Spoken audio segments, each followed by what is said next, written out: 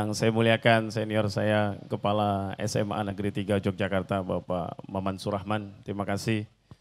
Rektor Universitas Amikom Yogyakarta, Prof. Dr. M. Suyanto, yang tadi sudah berbagi inspirasi buat kita. Bapak Ibu Guru yang berbahagia, adik-adik semua, sahabat MK di rumah, dan yang juga dalam perjalanan. Mudah-mudahan sampai di tujuan dengan baik, selamat, diberikan selalu kebaikan. Pada satu ketika saya terinspirasi sekali, Ustadz Fatullah bilang kepada saya, dan kami semuanya, kalau sampai ada anak muda, waktunya dihabiskan mikirin kegiatan sosial, keagamaan di masjid, sampai-sampai lupa minta untuk dirinya. Saking sibuknya ngurusin orang, lalu lupa minta untuk dirinya. Waktu itu saya ingat sekali, tengok saja, nanti dia akan mendapatkan sesuatu yang tidak akan pernah dia duga-duga. Saya kasih contoh, Encik Satya punya 2 anak. Anak pertama isinya minta terus, Mak, ganti handphone, Mak, ganti motor, aku Mbak, sepatu. Pokoknya anak pertama isinya minta terus. Anak kedua menuju sesi tanya jawab, ya oke. Anak kedua itu tidak pernah minta. Ditanya sama bapaknya, kamu minta apa Le? Apa jawaban anaknya? Aku yang penting didoakan sukses Bu, Pak. Pokoknya aku terserah aja lah. Yang pertama minta terus, yang kedua tidak pernah minta. Kira-kira kalau Anda sebagai orang tua, apa yang Anda siapkan kepada anak nomor 2? Apa Pak? Sesuatu yang dia tidak akan pernah duga sama sekali. Karena begitu ngurusin rumah, ngurusin sosialnya. Nah, adik-adik sekalian, ini tambahan dari Pak Erik tentang bagaimana yang disampaikan Prof. Suyanto tadi, berbuat kebaikan. Terima kasih Pak Erik, sangat menginspirasi, Masya Allah. Sepertinya cerita Pak Erik tadi itu seperti menggambarkan teman-teman siswa-siswi Padmanabah memang seperti itu Pak, insya Allah ya. Insya Allah kita tuh calon-calon penghuni surga gitu ya. Ya. Oke, kita akan masuk sesi tanya jawab, mungkin dari sahabat MK yang ada di SMA Negeri 3 Yogyakarta ada yang mau ditanyakan, bisa angkat tangan. Oke, sudah ada 1 orang mau bertanya, sebutkan nama dan pertanyaannya apa? Ya langsung namanya saja ya. Alamat rumah, nama bapak siapa? Siapa tahu Mas bisa main ke sana. Oh nggak usah ya. Sudah ada jodoh berarti. Silahkan. Sebelumnya perkenalkan, nama saya Mazaya dari kelas 10 IPS. Ingin bertanya, semisal kalau kita satu kelompok sama orang yang nggak suka nih sama kita, terus gimana caranya kita komunikasi yang baik? Kan pasti kalau semisal ada orang yang nggak suka sama kita, pasti responnya kayak ya udah gitu aja. Oh. Nah, Boleh tahu ciri nggak sukanya kayak apa? semisal Apa contoh? ketika ngobrol sama temen yang lain yang dirasa satu frekuensi sama dia tuh bakal beda gitu loh ketika sama kita yang Cuek gitu ya mungkin kayak kita ya. Ya cuek, itu kita responnya harus jadi tetap baik jadi teman atau semacam teman tapi irisan gitu ya. Pak. Gimana Pak nanggepin kayak gitu Pak? Ya itu gimana biar ya, komunikasinya temen yang kayak enak. Semacam irisan dan julid gitu, gimana kita nanggepin temen kayak gitu? Baik. Makasih Pak. Baik, terima kasih. Mas Zaya ya, gini deh, gaya komunikasi itu ada 4. Yang pertama namanya gaya spontan. Kalau spontan ini ngomong nggak usah mikir. Langsung nyablak. Langsung aja, kayak Encik Satya, MC kayak gini suka stand up itu langsung. Yang kedua ada gaya komunikator itu konkret. Ngomong itu apa adanya, tidak ada yang ditutup-tutupi, tapi semuanya jelas faktanya. Yang ketiga ada gaya komunikasi sensitif. Sensitif itu peka gitu, peka.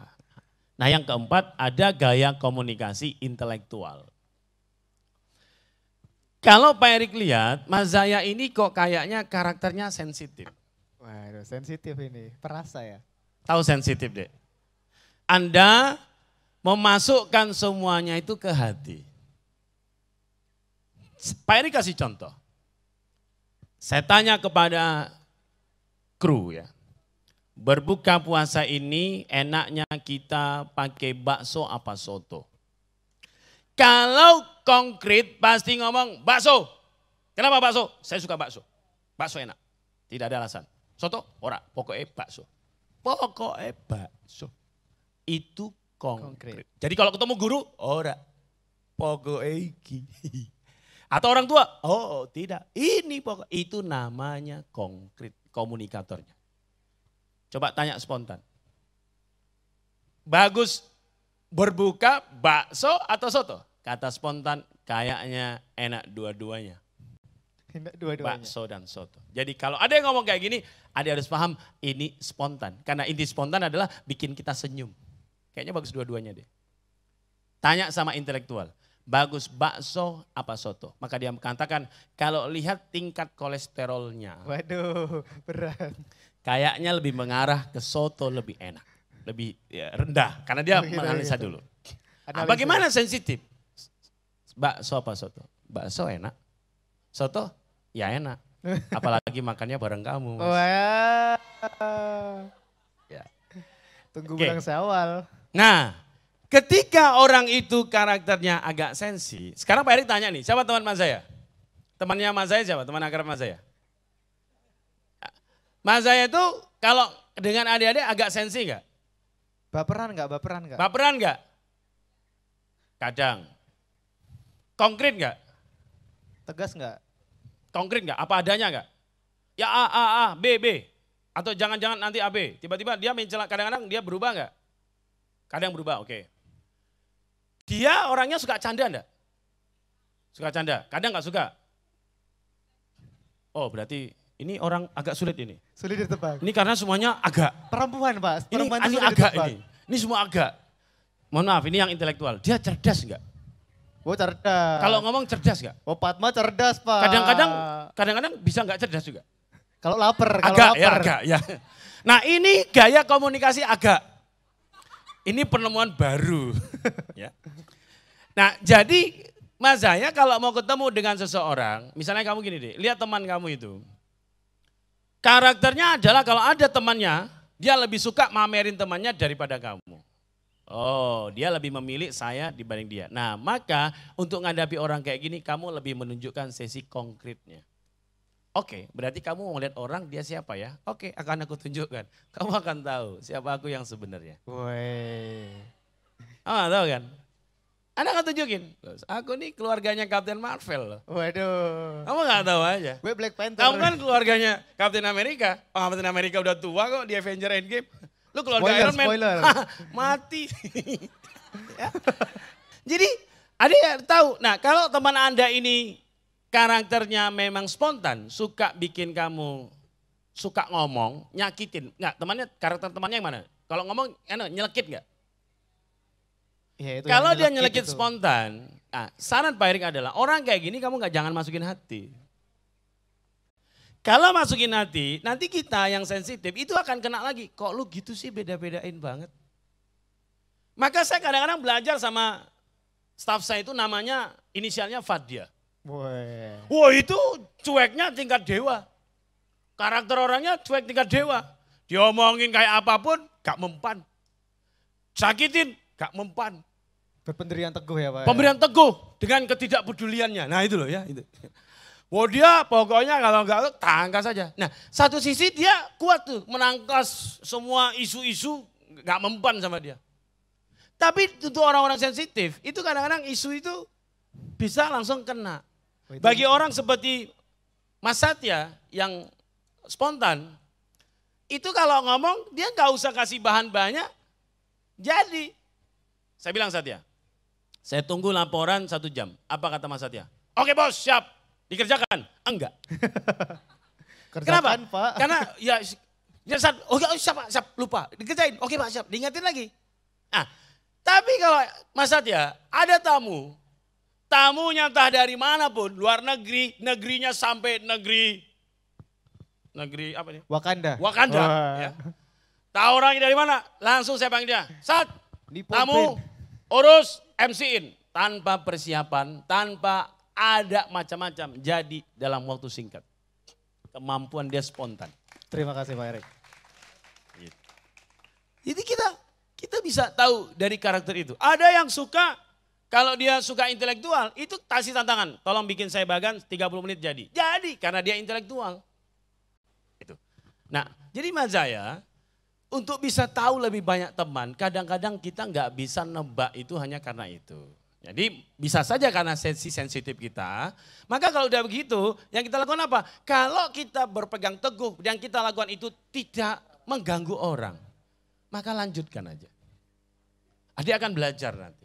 Justru mungkin, oh ya orangnya kayak itu, kamu lebih sabar. Mungkin kamu, ya oke deh aku nggak ada, aku bukan siapa-siapa, nggak masalah. Tapi jangan sampai membuat kita rendah diri. Tetap aja, kamu kan nggak tahu aja siapa aku yang sekarang. Tapi lihat nanti 10 tahun yang akan datang, 20 tahun yang akan datang. Di situ kau baru tahu siapa aku yang sesungguhnya. Nah itu nanti akan berbeda. Itu saya ya. Kalau ada door prize dikasih dong. Oke, baik. Nah, karena sudah tanya, kita akan kasih sebuah door prize istimewa untuk Mas saya. Ya. Untuk bisa ke depan, ini door prize. Yang ngasih Direktur MG. Khusus ini untuk Mas yang saya. Yang ngasih langsung Direktur MG. Teteh Ami. Wah, ini langsung juga, dari Darut Tauhid. Wah. Ini juga sosok inspirasi dari MG ini, Ibu Direktur kita. Teteh Ami, ya. Mohon untuk bisa menyerahkan. Di foto. Mas Aza. Ya. Merek. Semoga terus menginspirasi dan juga bisa jadi inspirasi untuk teman-teman sebaya lainnya. Tepuk tangan. Tepuk tangan untuk Pak Zaya. Makasih. Tanyanya juga sangat inspiratif. Ya. Masih ada door prize? Masih ya, oke. Silakan, ada yang mau bertanya? Mumpung Mas Satya masih di sini, silakan. Oke, ada satu lagi. Kok kebalik? Ya. Oke, silakan. Nama pertanyaannya apa?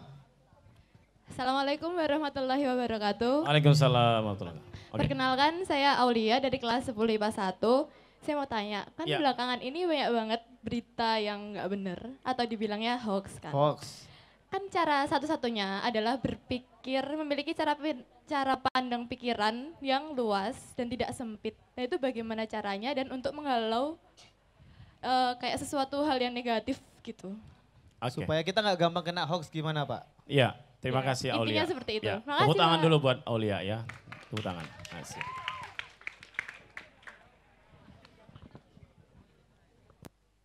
Kalau Aulia menemukan informasi yang arahnya tidak benar, Anda ragu ya. Makanya mengapa manusia itu dianugerahi mikir ya. Dianugerahi mikir oleh Allah itu. Tujuannya adalah kalau ada sesuatu yang baru masuk, itu memang wajar terjadi konflik. Ini langsung konflik ini. Ini benar apa enggak ini kalau terjadi gini. Solusinya apa? Kita itu pertama jangan langsung cepat memberi respon. Aulia jangan langsung ngasih cepat respon. Anda pikirkan dulu. Anda dikasih kesempatan mikir. Ini benar po, cari referensi. Kadang-kadang orang terbakar itu gara-gara dia saking cepatnya memberi respon. Terlalu cepat ya? Terlalu cepat. Dia jadi tidak proses mikir. dulu. Nah, kenapa orang terlalu cepat memberi respon? Karena dia emosional. Emosionalnya tersentuh. Kok bisa dia tersentuh emosionalnya? Karena kepada sesuatu yang dia suka. Contoh, informasi itu mungkin Anda suka. Kalau alumni sering kejebaknya adalah lowongan di PT X. Langsung daftar. Kenapa? Lowongan kena. Atau waktunya habis. Oke. Intinya adalah ketika Aulia itu emosional kepada sesuatu, itulah yang membuat kadang-kadang kita jadi berpikirnya jadi tidak jernih matang. Karena kita sudah memihak, kita sudah suka. Saran Pak Erik adalah tahan dulu, rileks dulu, makanya punya teman, ajak ngomong temannya atau cari referensinya. Boleh saja kita terpengaruh, tapi kita nggak usah ikut-ikutan nge-share. Oke. Tahan aja. Loh, pertama gini, kalau kita share, manfaatnya saya share apa? Manfaatnya buat saya share apa? Ya udah kita keep dulu aja untuk kita. Jangan-jangan setelah itu bukan informasi yang tepat. Jadi ada yang namanya kontrol diri. Oke, berarti Dan kita Allah, harus meningkatkan kontrol diri. kontrol ya, diri. Terima kasih. Mungkin ada statement penutup Pak Erik sebelum kita menutup sesi ini. Jadi sahabat MQ dan adik-adik semua, Bapak Ibu Guru di SMA Negeri 3 Padmanaba Yogyakarta. ketika kita berbuat baik kepada orang lain, maka tidak perlu disesali. Karena in ahsantum li anfusikum. Ketika kita berbuat baik, baik itu sebenarnya adalah untuk diri kita juga. Maka keep semangat berbuat baik. Itu. Baik, terima kasih Pak Erik. Terima kasih. Assalamualaikum warahmatullahi wabarakatuh.